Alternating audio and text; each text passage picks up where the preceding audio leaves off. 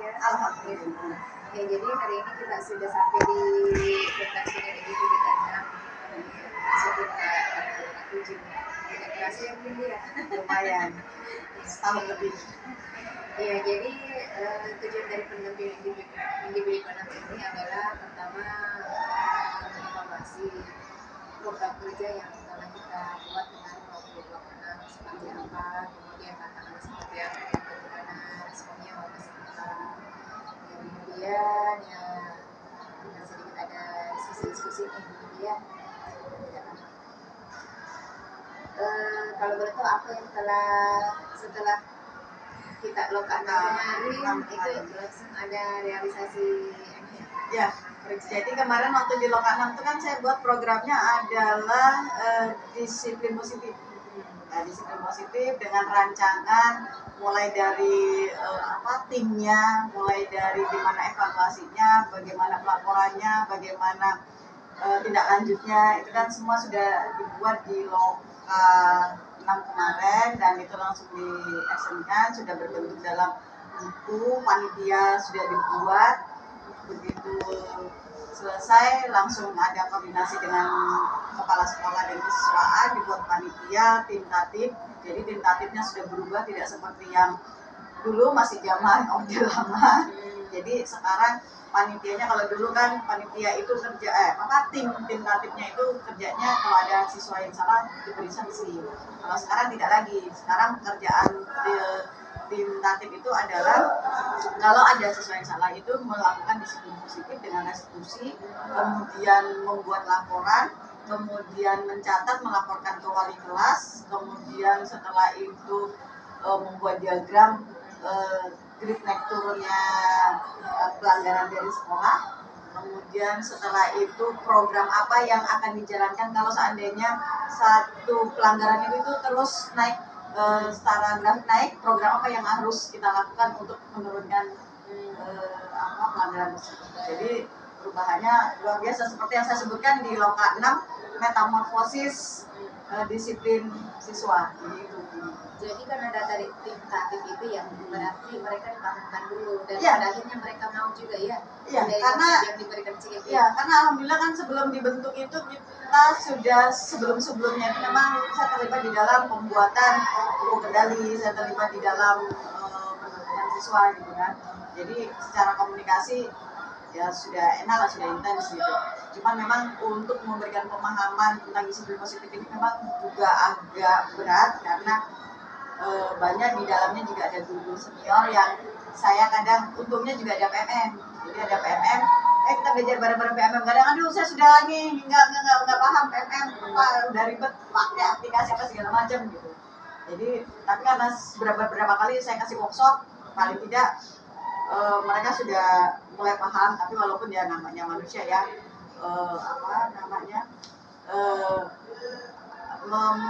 merubah paradigma itu kan tidak gampang. Jadi walaupun ada perubahan kecil itu saya hargai.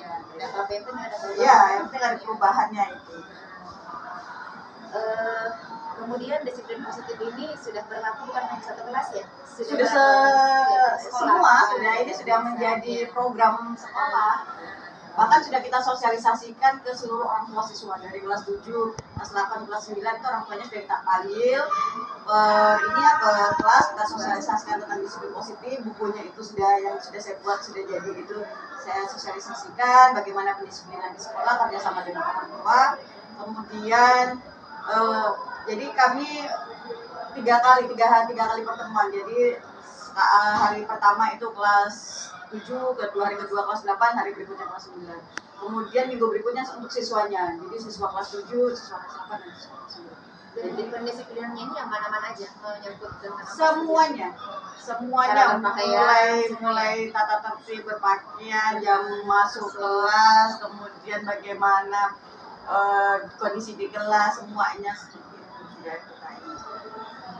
Dan semuanya mendukungnya berarti ya, semua warga semua. Ya alhamdulillah sih semuanya mendukung, cuma ya memang itu tadi kadang ya ada aja yang, tapi kalau menghukum sudah tidak ada. Tapi kalau ada yang masih ya marah-marah, stres gitu ya kan, belum bisa ini ya, belum mindfulness gitu, kadang saya nggak suka sama ini. Terus saya selalu bilang mindfulness dulu, stop dulu ya gitu. Tapi namanya orang kan tidak semuanya ya. Ya, ini Bu. Ya, yang penting ada perubahan lah sudah. Artinya dari idenya Bu Indi, kemudian dari ide ini menjalar kemana-mana di lingkungan ini dengan punya perubahan. Biasa. Semoga tetap bertahan ya Bu Indi ya. Ya, Dan itu. tetap teman-teman disemangati untuk melaksanakan ini. Memang kalau yang begini ini harus kerja semua, nggak bisa saya sendiri karena kan harus semuanya terlibat. Jadi sejauh mana pengaruhnya ke siswa tentang disiplin positif itu? Ya selama ini Yang berdampak kepada siswa. Ya kalau berdampak pada siswa ya selama ini kita masih melihat ini kan juga masih di awal ini ya, di awal pembelajaran setelah pandemi kemarin. Itu kan memang awal masuk itu luar biasa gitu kan, kita mulai dari nol lagi, kemudian terus berjalan beberapa bulan kita mulai dengan disiplin positif. Nah kita sosialisasikan, saya juga mengatakan ke siswa ini disiplin positif tidak akan berjalan, ini hanya mimpi kalau kita tidak kerjasama. Jadi seperti itu. Jadi ya tetap ya namanya siswa banyak ya, namanya walaupun kita lakukan disiplin positif namanya pelanggaran itu tetap ada gitu kan. Cuman ya sebagai itu tadi pendisiplin ya tidak bosan-bosan terus saja melakukan. Kadang juga ada guru yang sampai kapan ini dilakukan ini gitu ya, sampai selamanya. Tapi yang dirasakan anak-anak minimal tidak lagi ada hukuman seperti itu ya. Kalau kemarin ya tidak sampai biasanya karena ada yang suruh nyapu, disuruh apalah yang tidak masuk akal lah, common sense gitu.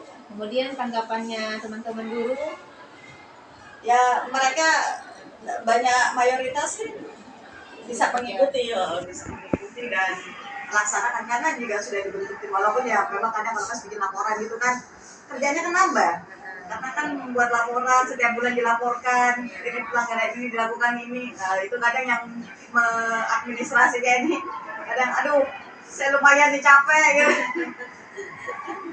jadi kalau sudah seperti itu ya bagi kan mereka tim, saya bilang kan kalian tim bagi rata kerjaannya, jangan satu orang aja yang dibebankan.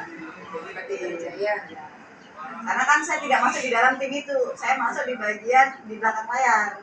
Ya kan saya kalau di bagian karena kan saya bikin program saya, tapi kalau pas langsung ke orang tua siswa itu saya masukin langsung. Cuman kalau pas yang kayak piket kan tidak selamanya saya piket. Saya paling piket seminggu sekali. Nah pas itu masih bisa.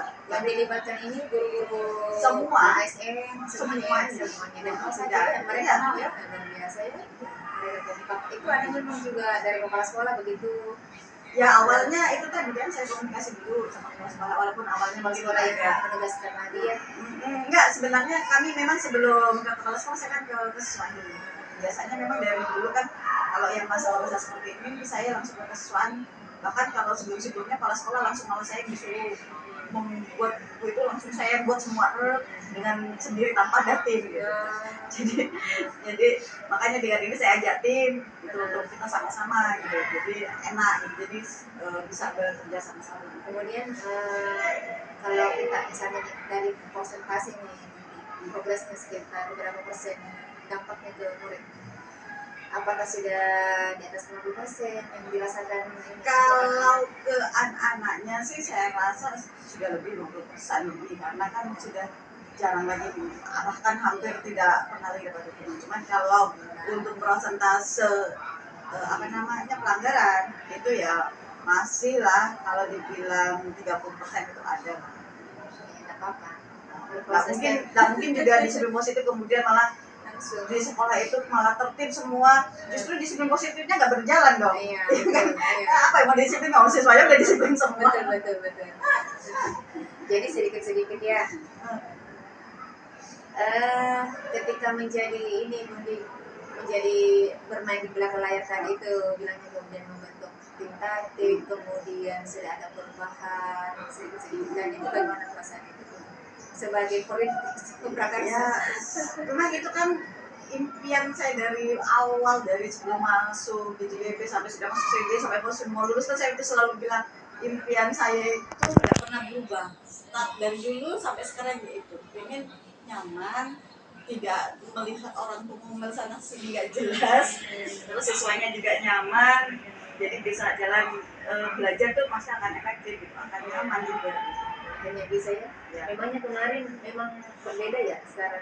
Ya kalau Kemarin itu ya kadang kalau Tanda-tandanya. kemarin itu kan mungkin karena juga belum paham gitu kan, orang paradigmanya juga masih paradigma yang lama, jadi kalau ada kesalahan itu biasanya banyak-banyak langsung diberikan hukuman gitu. Jadi ada mereka juga masih bingung apa sih bedanya hukuman dengan sanksi, yaitu saya jelaskan.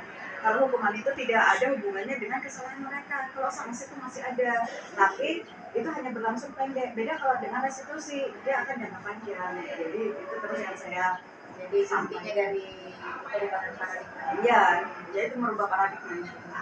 Jadi mereka melaksanakan perubahan-perubahan itu tidak dengan terpaksa ya. Enggak, ya itu harus kita kasih paham dulu. Itu Iya. aja saya kasih lokal karya itu lokal karya workshop itu berapa kali.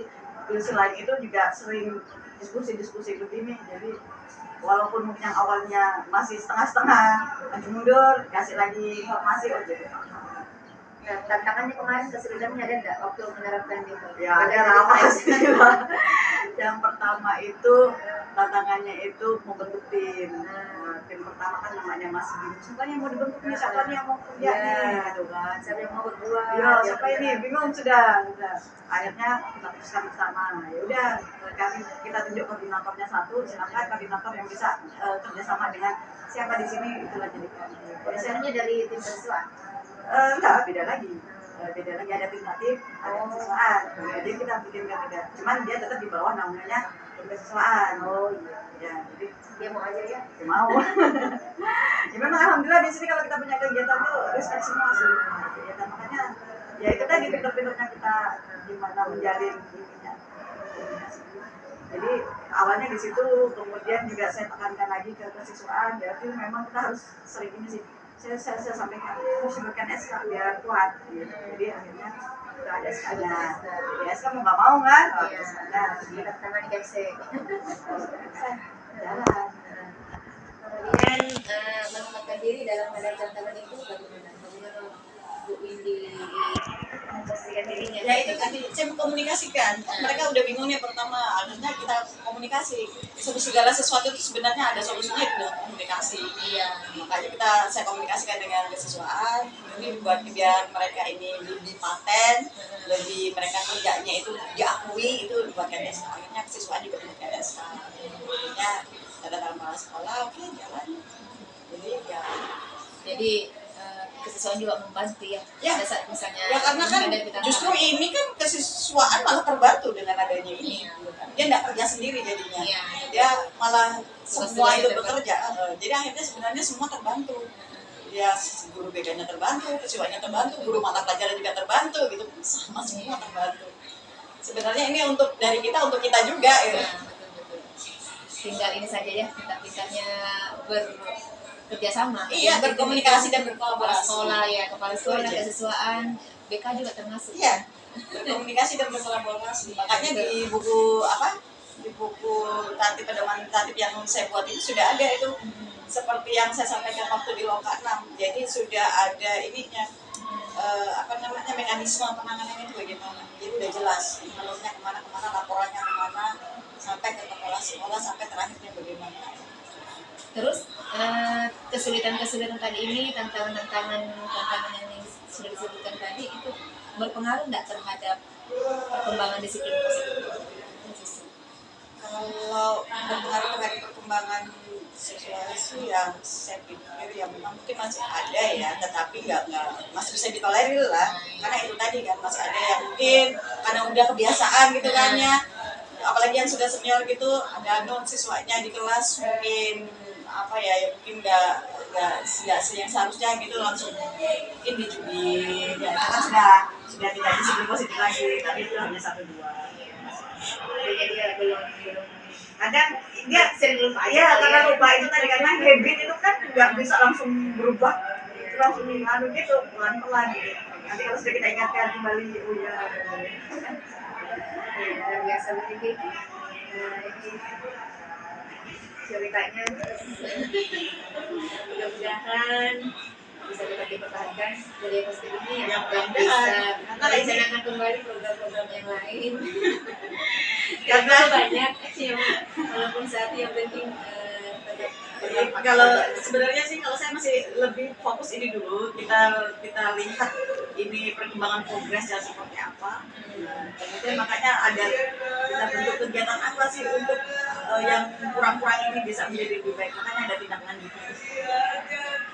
Oke, untuk penampilan individu yang tadi sudah cukup dulu.